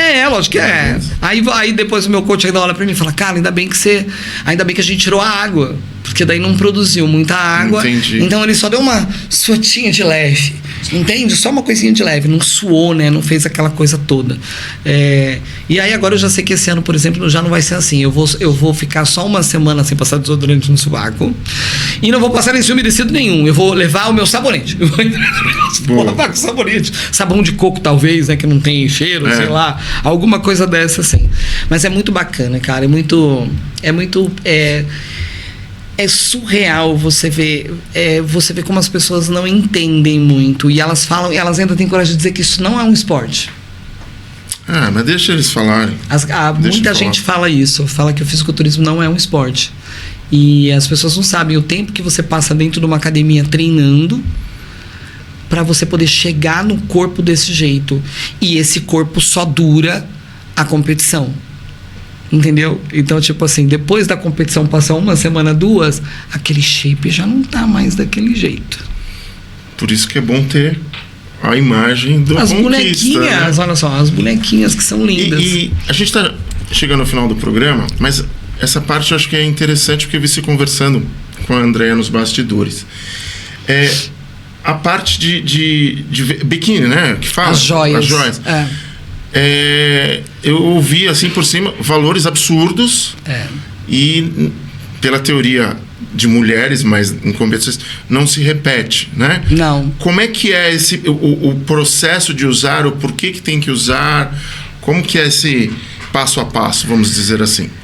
O biquíni eu acho que é uma... Eu vou pegar, assim, o biquíni eu acho que é uma das partes mais interessantes, assim, porque é quase como um biquíni de carnaval, assim, né? Pra ficar mais fácil. Quando a gente fala que é uma joia, é porque, olha só, você vai pro palco e você vai mostrar o seu corpo. O seu corpo, ele passa a ser uma joia também ali. Ele precisa de uma outra joia para poder ser a cereja do bolo. É o combo. Se você errar na joia também, você errou.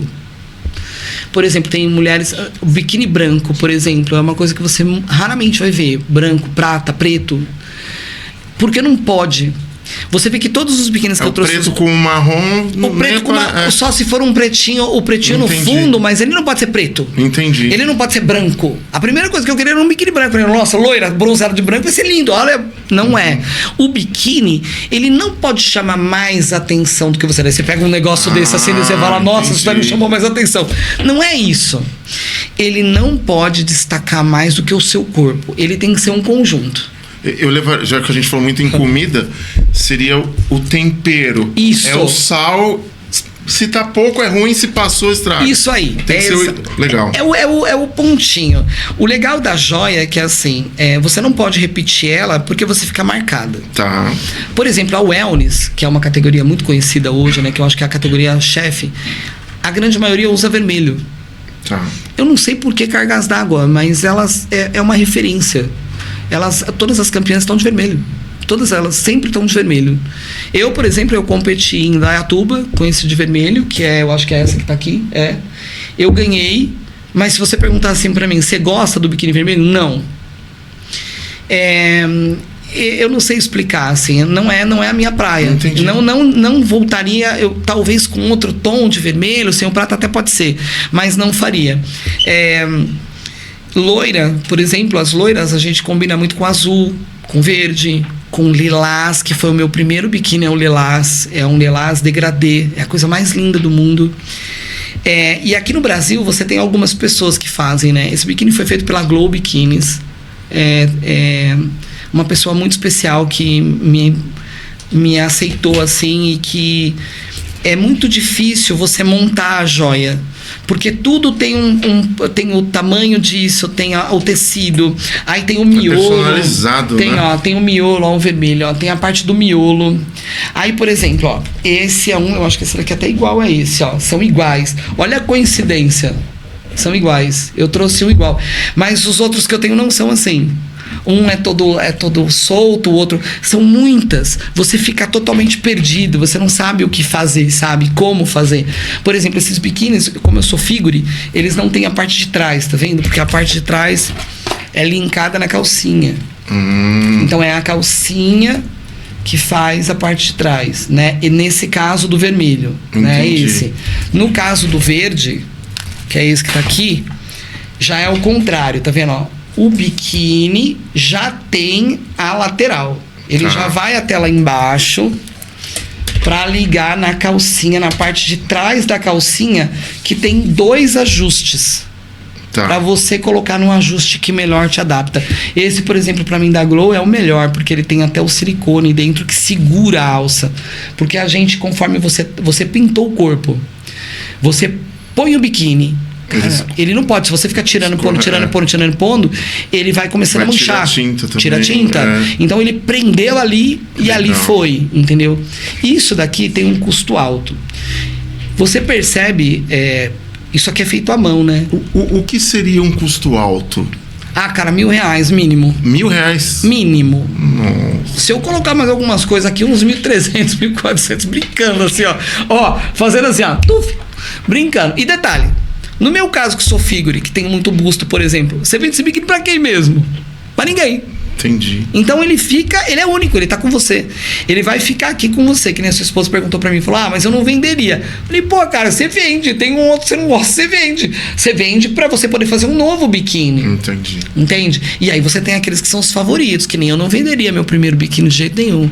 Ele tem uma representatividade pra mim enorme. Eu nunca na minha vida imaginei que eu ia chegar ali. Eu disputei aqui em Jundiaí, cara, competi com mulheres de 30, e quando eu desci do palco, eu fui aplaudida por todos os fisiculturistas que estavam ali embaixo. Cara, aquilo mexeu. Normalmente não é assim, eles não estão nem aí pra você, dane-se, é uma disputa. Aquele dia foi um dia muito especial pra mim. Eu tava com muita cãibra, cara, eu não conseguia ficar de pé no salto. Pessoas aleatórias vieram me dar comprimidos de magnésio imediato, e o meu coach, eu não sabia se eu tomava comprimido, eu não sabia o que era aquilo, cara, e aí o meu coach, não, pode tomar, abre a boca, pô, toma. Que bacana, sabe? Eu tenho uma visão daqui de Jundiaí diferente, por exemplo, em Indaiatuba. Em Indaiatuba a gente competiu, ninguém torce pra ninguém, sabe? Ninguém tá nem aí pra ninguém. Então, aqui em Jundiaí eu tive uma recepção que foi muito boa. Esse ano que passou agora, eu não competi porque eu estava preparada para ir para Indaiatuba. E daí, logo em seguida, eu fui pro final do ano, que foi a do Círculo Militar, que é isso que tá aqui. Então, Círculo Militar de São Paulo? Eu fui sócio lá. Círculo Militar. Todo final do ano tem... No Ibirapuera ali, né? Lá embaixo. Todo final do ano tem um lugar muito especial, né? Muito bacana o lugar, um evento bem bacana. Todo final do ano tem, aí do lado tá o de Jundiaí. Eu assim, cara, eu sou muito grata pelo que a vida, pela oportunidade que a vida me deu, sabe? De poder ter me tornado uma atleta depois de mais velha, né? 50, comecei com 49, 48 anos. E tá aqui com todos os contratempos, com todas as lesões, com meu maridão do meu lado, me acompanhando hoje, o meu patrocinador número 1, que é ele, que é o que eu falo, eu acho que não deve ser muito fácil, porque quando normalmente o atleta de fisiculturismo, ele é ou ele é casado com alguém que é do meio, ou ele não é casado, né? Ou ele não é casado, cara, porque é muito difícil. As últimas semanas é muito difícil. O alimento, o estresse, né? O cansaço. Eu ainda sou uma pessoa que eu não tenho mau humor. Eu não tenho mau humor. Mas eu fico muito ruim, cara, posso falar pra você. Nas últimas 2 semanas, assim, eu não quero nem levantar da cama, pra te falar a verdade. E aí é aquilo que eu falei pra você, do tamanho do que você deseja. Exato. É o tamanho, todo atleta,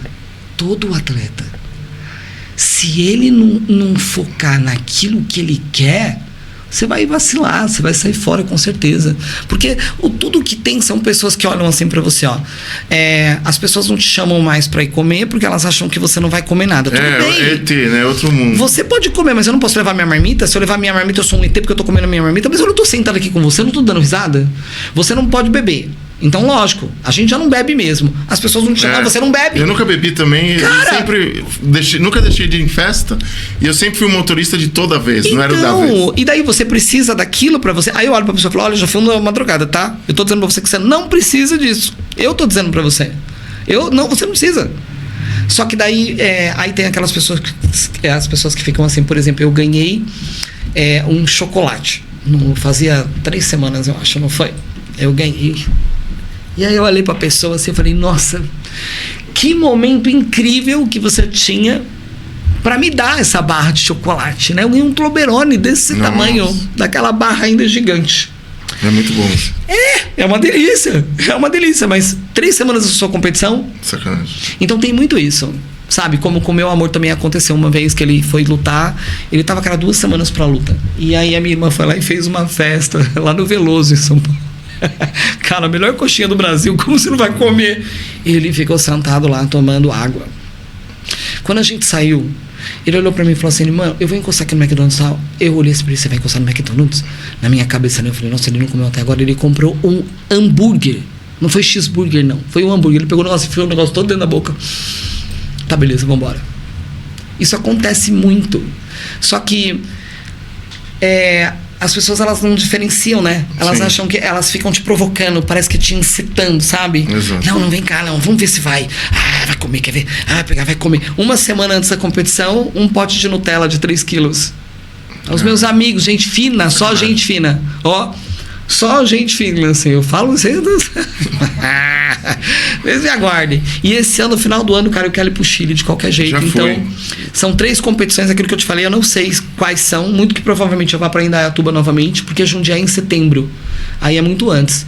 Então, muito que provavelmente eu vá pra Indaiatuba. Aí a gente só tá decidindo aqui se eu entro nesse aqui ou se eu vou direto pro Chile. Então, é só isso que tá dando pra nós, assim, esse negócio aí que eu só vou saber no meio do ano, porque é onde sai toda a parte do encarte. Lá, quando sair, aí a gente começa a ver as datas. E aí, das datas é que a gente puxa. Porque de um campeonato pro outro, vamos supor, se eu participo desse pra vir pra esse, se eu demorar 1 mês, por exemplo, eu tô perdendo aquele pump do rebote. Entendi. Você tá muito magro, você tá seco. Aí você tem ali 2 semanas, 3 pra você rebotar. Tá fora do time ali, né? Isso. Aí você perde. Então você tem que tomar um cuidado muito grande com isso. E é isso que a gente vai saber no meio do ano. Aí depois eu te conto. Legal. Minha amiga, chegamos ao final do nosso programa, um bate-papo incrível, muitos aprendizados. A história de vida de vocês é algo incrível.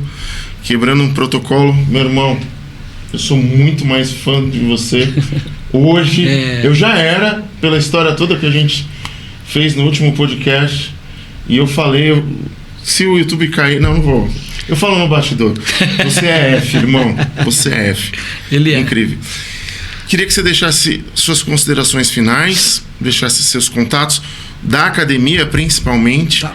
E eu quero trazer você de volta com outro troféu incrível. Amém, com o meu Procard pendurado aqui, ó. Eu vou vir com ele pendurado aqui pra vocês, assim, ó. Eu falei que eu vou ficar andando na rua, assim, com o negócio pendurado. Sobre isso. Olha só, gente, eu queria agradecer demais. Em primeiro lugar, Marcelo, de verdade, abrir as portas pra nós. Jundiaí é um lugar que é muito cheio de panela, né? Uma panela danada, como toda cidade Sim. né? Então é um prazer estar aqui. É um prazer poder falar de 2 esportes que são grandes mesmo. Essa cidade é repleta de talentos, tanto na luta quanto no fisiculturismo, tá? Que estão aí perdidos e espalhados. Então eu queria agradecer demais essa oportunidade. Se Deus quiser, cara, no final do ano não, mas ano que vem estarei aqui com o meu Procard linda e loira, né, Mara.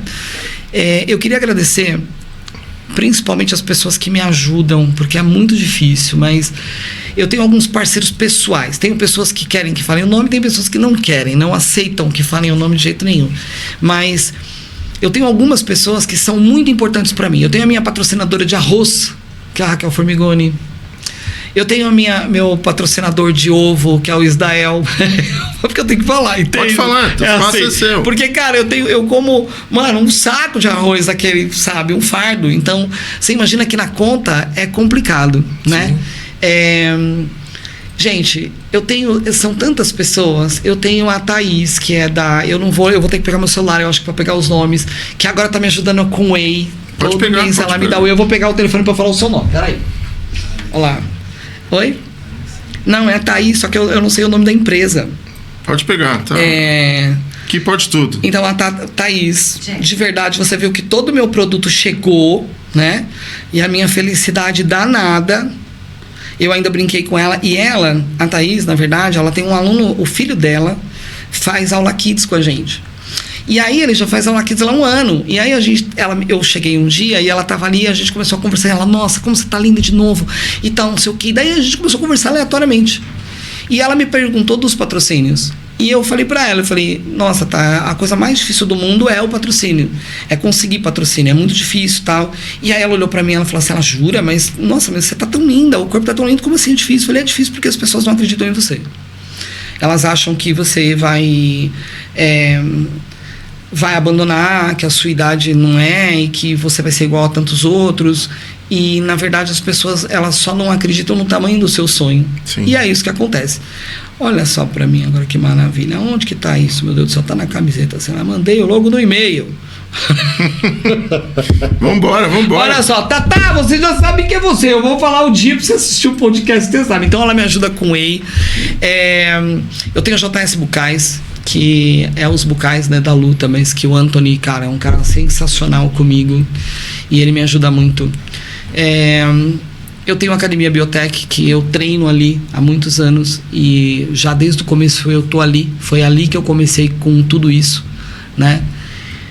E tem outras pessoas que não querem que falem os nomes, mas que eu sou muito grata por tudo, por estar e por chegar até aqui, né? A gente tem os nossos amigos da luta,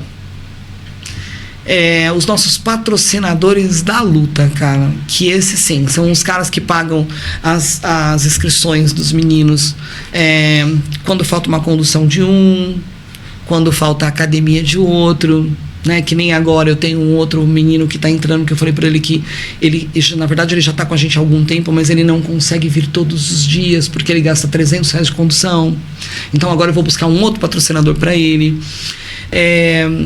A gente tem muitas pessoas ali dentro do tatame que são praticantes e que são patrocinadores da equipe. Então, muito obrigado a vocês. Vocês sabem que tudo isso não seria possível se vocês não tivessem. Ninguém caminha sozinho.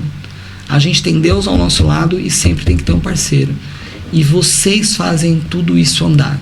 Então, o meu muito obrigado não é só por mim, é por meu marido, pelo Jean, pelo mestre, pelos atletas, pelos praticantes que usufruem de tudo aquilo que vocês também proporcionam para nós.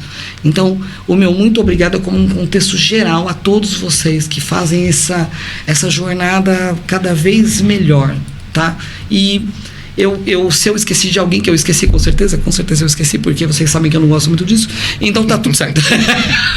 Tá tudo ótimo. Minha amiga, muito obrigado, cara. Mais uma vez. De verdade. É uma honra. E assim, uma honra ter você no nosso tatame. Conta comigo. Esse espaço aqui tá aberto para os seus atletas virem falar, para a BBT. Vocês são patrocinadores nossos, a gente vai ser de vocês de alguma forma. Pô, vocês muito vão bom, chegar cara. em todos os lugares. Foi. Tá bom? Obrigado. E a gente vai encerrando mais um podcast Fala Chefe. Foi um programa incrível, eu falei. E eu quero agradecer também aos nossos patrocinadores, que são empresas que acreditam nesse projeto e fazem com que a gente possa trazer profissionais exemplares, como a gente trouxe o Jean na semana passada e a Cris agora. E a gente vai encerrando com a frase que sempre toca o meu coração, que é do método Kaizen: hoje melhor do que ontem, amanhã melhor do que hoje. Até o próximo programa.